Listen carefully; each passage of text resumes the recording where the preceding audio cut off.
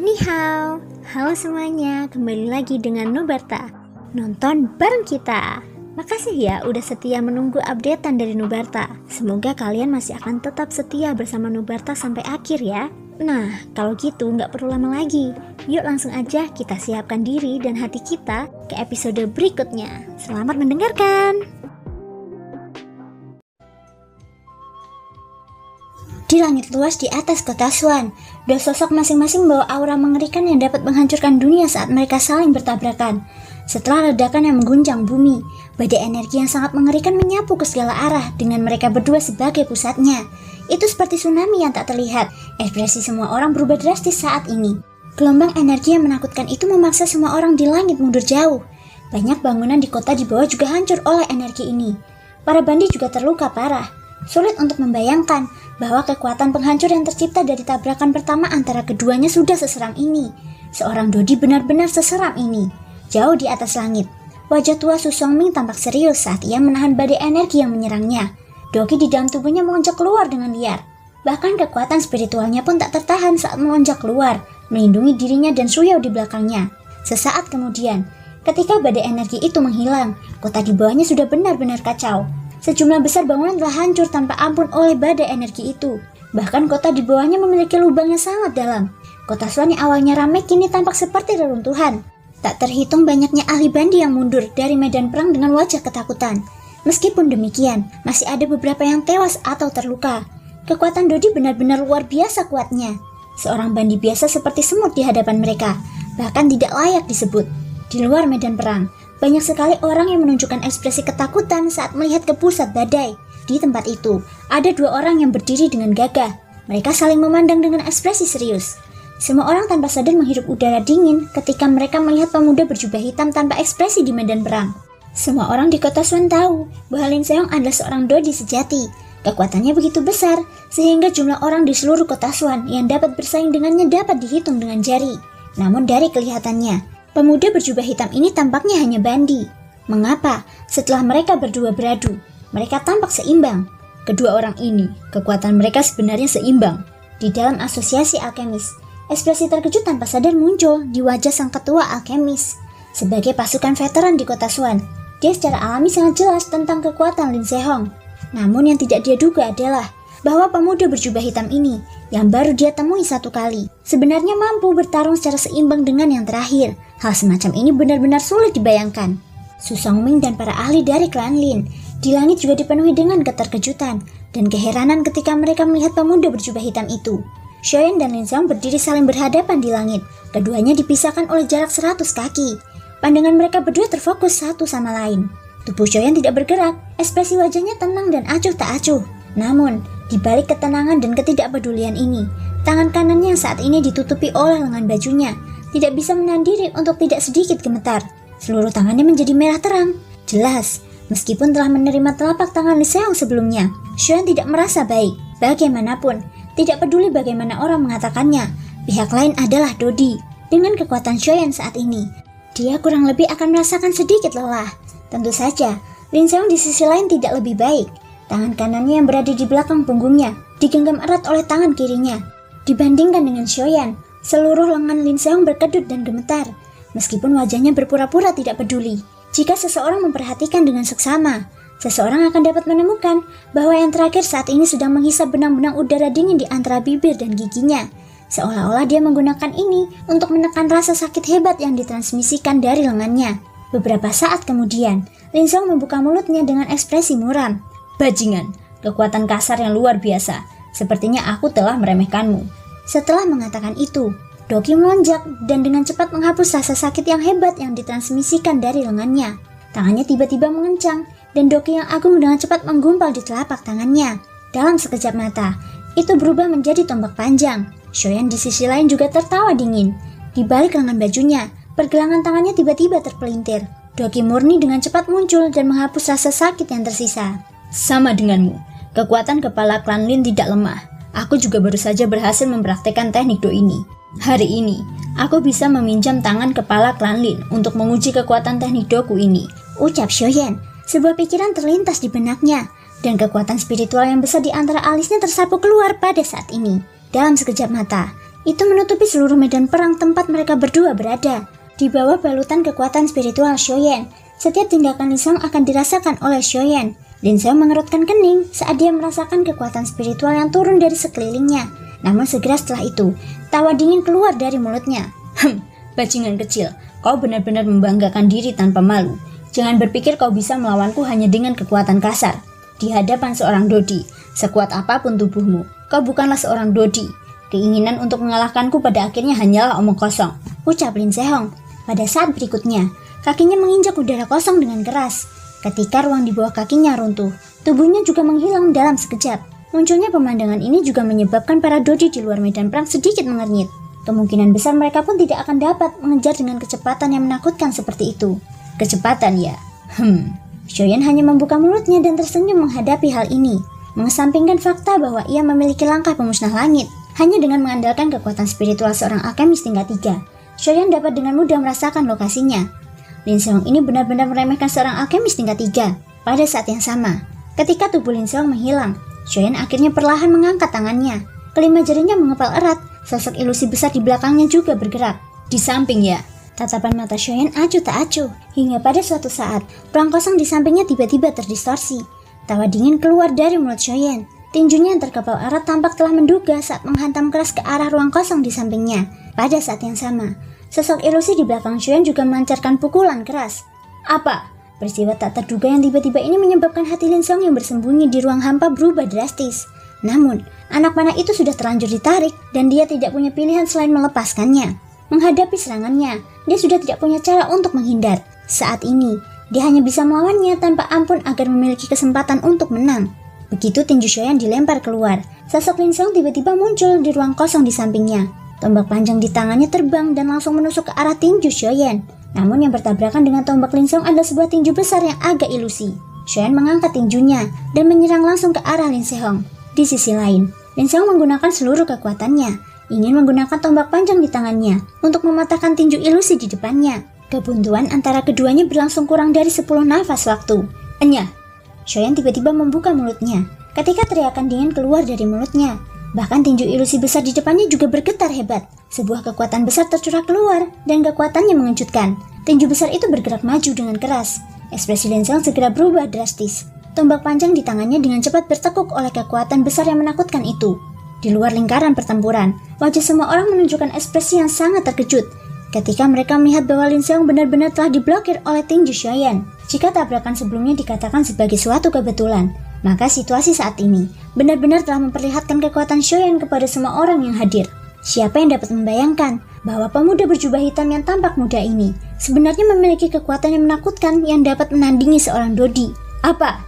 Merasakan kekuatan mengerikan yang tiba-tiba meningkat pada tinju besar di depannya, hati Lin Xiong tiba-tiba terkejut. Dia baru saja akan melepaskan tombak panjang di tangannya ketika terjadi ledakan di saat berikutnya. Tombak panjang yang sangat bengkok di bawah kepalan tangan besar itu benar-benar meledak. Seketika, ruang berfluktuasi. Lin Xiong dengan paksa menahan rasa sakit yang ditularkan dari telapak tangannya saat tubuhnya buru-buru mundur. Karena kamu sudah memutuskan untuk menyerang, mengapa kamu harus mundur? Hari ini, teknik gajah kekuatanku baru saja selesai. Biarkan aku menggunakanmu untuk mengujinya. Melihat Lin Xiong yang tampak mundur, sudut mulut Xiaoyan melengkung membentuk senyum dingin. Dialah yang mengatakan bahwa dia ingin menyerang. Sekarang, orang yang ingin mundur juga dia. Jika dia bisa maju atau mundur sesuka hati, bukankah ini terlalu meremehkan Xiaoyan? Sosok Xiaoyan terus-menerus berkedip di atas ruang kosong. Setelah meninggalkan beberapa bayangan, dia sekali lagi berkedip dan sudah berada di depan Lin Xiong. Melihat sosok Xiaoyan yang seperti hantu, hati Lin Xiong mula-mula terguncang. Setelah itu, ia buru-buru mengerahkan doki di dalam tubuhnya dan menghantamkan tinjunya ke tubuh Xiaoyan di depannya. Dalam sekejap, tubuh Xiaoyan telah tertembus. Ini adalah bayangan sisa. Melihat pemandangan di depannya, pupil mata Lin Xiong tiba-tiba menyusut. Pada saat yang sama, ketika ekspresi wajahnya berubah, hawa dingin tiba-tiba muncul dari punggungnya. Dalam persepsinya, ada seseorang yang berdiri di belakangnya saat ini. Bocah, jangan pergi terlalu jauh. Hati Lin Xiong sangat terkejut. Tubuhnya buru-buru berbalik dan melayangkan pukulan. Apa? Bayangan sisa yang lain? Adegan yang muncul di depan matanya sekali lagi menyebabkan rasa takut muncul di hati Lin Xiong. Baru sekarang, dia mengerti bahwa pemuda berjubah hitam yang dia hadapi bukanlah bandi biasa. Kekuatannya mungkin lebih kuat daripada Dodi di kota Xuan. Sementara ekspresi wajah Lin Xiong berubah. Tawa dingin terdengar dari samping telinganya. Terlalu jauh. Jangan bilang kalau pemimpin klan Lin tidak menganggap kata-katamu sedikit menggelikan. Dari suara ini, orang yang berbicara sepertinya berada tepat di samping telinganya. Mendengar kata-kata ini, ekspresi wajah Lin Seong tiba-tiba berubah menjadi ngeri. Namun, sebelum dia bisa melakukan apapun, sebuah pukulan berat mendarat tanpa ampun di dadanya pada saat berikutnya. Saat pukulan itu mendarat, tubuh Lin Seong langsung terlempar ke belakang tak terkendali. Seluruh pikirannya menjadi sedikit kacau karena pukulan ini. Tak lama kemudian, tanpa menunggu Lin Seong menstabilkan tubuhnya, sosok Shoyan sekali lagi muncul di ruang kosong di sampingnya. Tubuhnya berputar dan tendangan cambuk menghantam punggung Lin Seong dengan keras.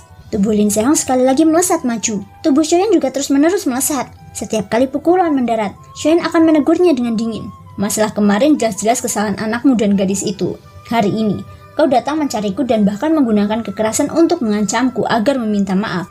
Kau bilang aku bertindak terlalu jauh, tetapi jangan lupa bahwa kaulah yang membawa orang untuk mencariku. Kau juga yang memulai pertengkaran. Aku bilang aku tidak ingin membuat masalah, tetapi kepala klan Lin bersikap sombong dan bersikeras menggunakan kekerasan untuk memaksaku. Mengapa? Apakah menjadi Dodi sehebat itu? Jangan berpikir bahwa kau bisa lepas kendali hanya karena kau telah menjadi Dodi. Di benua ini, ada banyak orang yang lebih kuat dari Dodi. Mereka yang bisa mengalahkanmu belum tentu memiliki kultivasi yang lebih kuat darimu.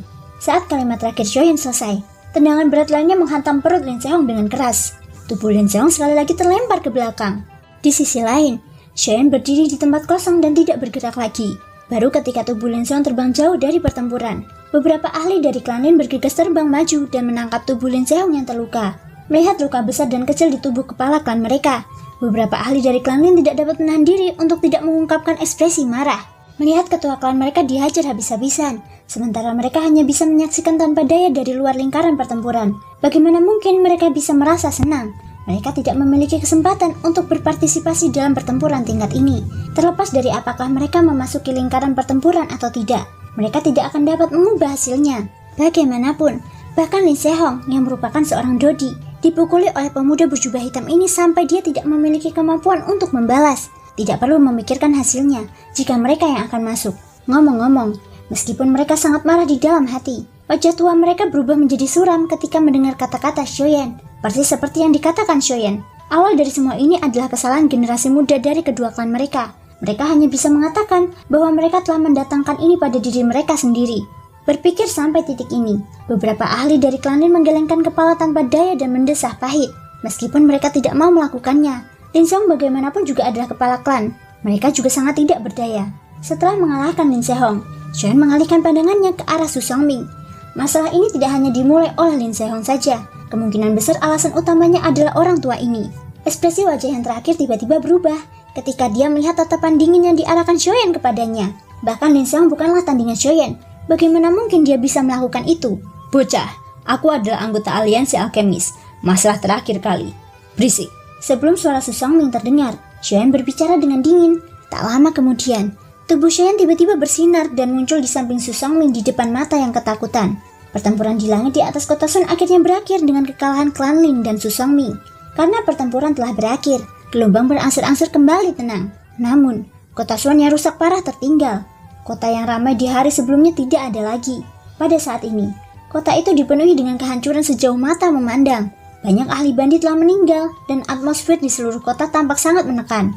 Perbaikan bangunan di kota tentu saja merupakan tugas yang mudah bagi seorang ahli bandi. Namun, dampak pertempuran kali ini adalah sesuatu yang tidak dapat dihapus. Setelah situasi berangsur-angsur tenang, para ahli di luar kota terus berkumpul dengan liar menuju kota Swan. Orang-orang ini tidak peduli dengan pertempuran yang terjadi di kota itu. Yang mereka pedulikan hanyalah pelelangan kali ini. Arus masuk orang-orang dari luar yang terus-menerus untuk sementara waktu, meredam kejadian yang terjadi di pagi hari. Kota itu dengan cepat menjadi ramai dan ramai. Tidak seorang pun akan menyerah dalam perjalanan mereka menuju kekayaan karena sebuah insiden kecil. Senyum di wajah mereka dan kilatan keserakahan di mata mereka berhasil membuat mereka melupakan pertempuran yang terjadi di pagi hari. Selama mereka mendapatkan uang, orang-orang yang mencintai uang sebanyak nyawa mereka tidak akan menyimpan masalah yang tidak menyenangkan itu di dalam hati mereka. Namun masalah seperti ini tidak bisa disembunyikan lama-lama. Seperti yang diharapkan, setelah beberapa jam, arus manusia di kota telah mencapai titik jenuh. Orang-orang yang datang kemudian juga mulai mendengar tentang masalah yang terjadi di pagi hari satu demi satu. Gosip adalah hal yang menakutkan. Setelah disebarkan oleh banyak orang, masalah yang terjadi di pagi hari berhasil dibesar-besarkan. Itu masih baik-baik saja bagi para elit Dodi. Mereka membanggakan kekuatan besar mereka dan masih berani tinggal di kota. Namun para ahli bandi itu tidak seberuntung itu. Hati mereka takut, pertempuran seperti yang terjadi tadi pagi akan terjadi lagi.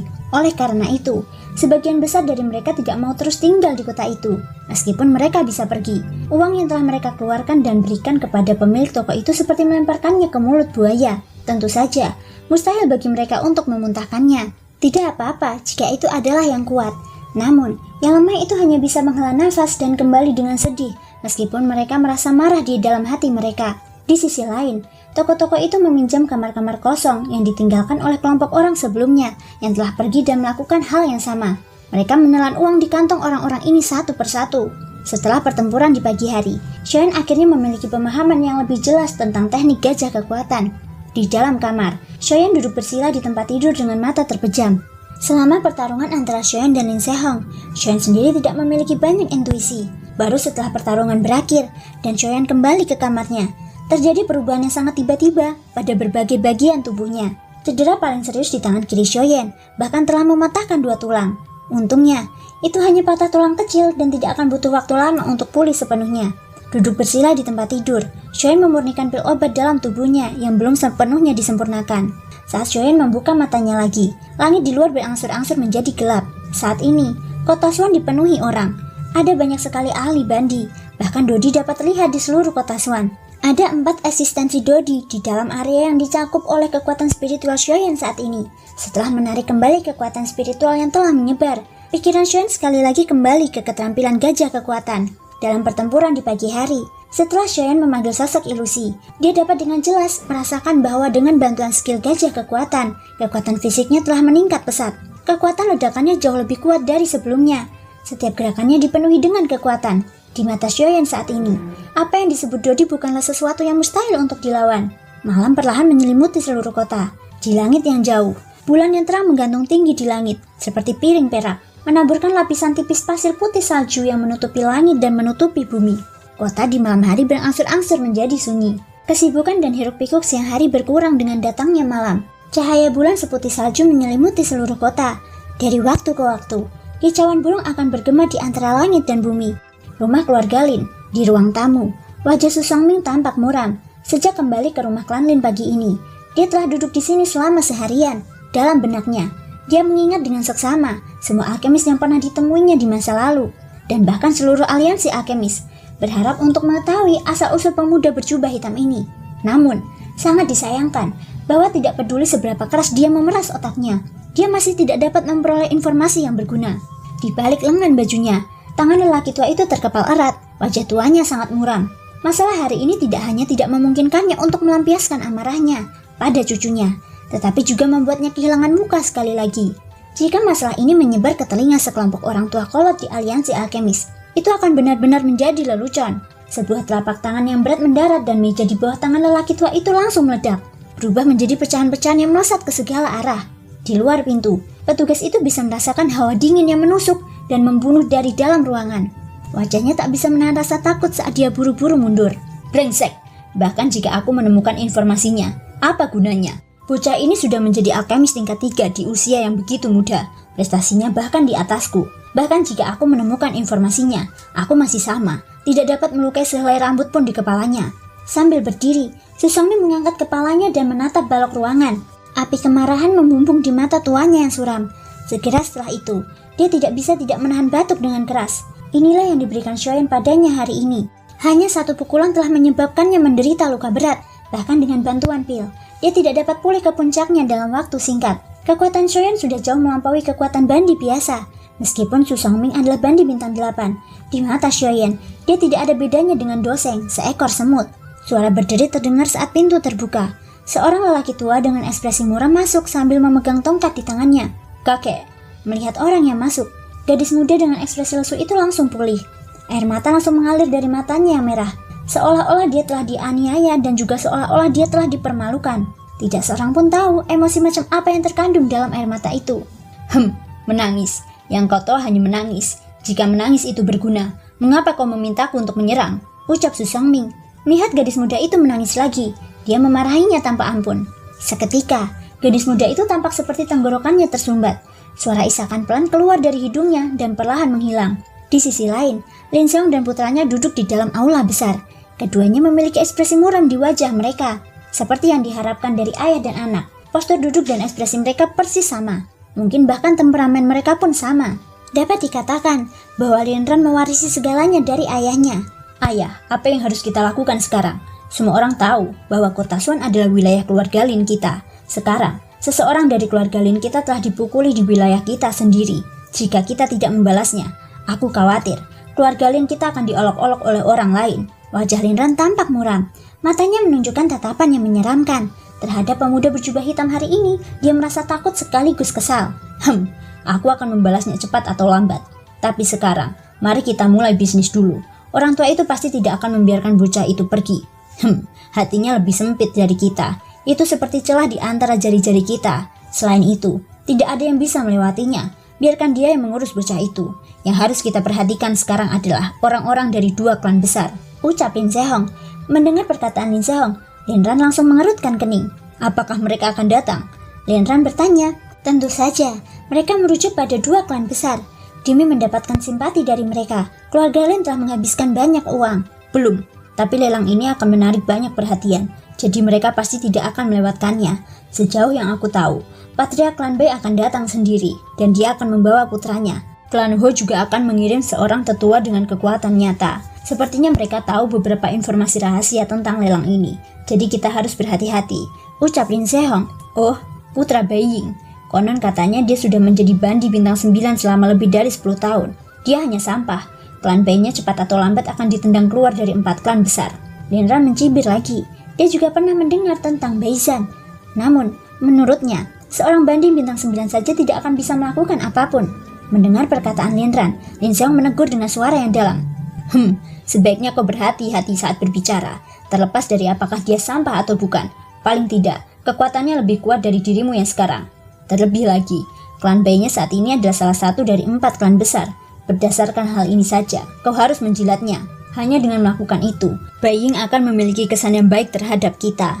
Ini hanya menguntungkan keluarga Lin kita. Kau tidak boleh mengacaukan ini, ucap Lin Sehong.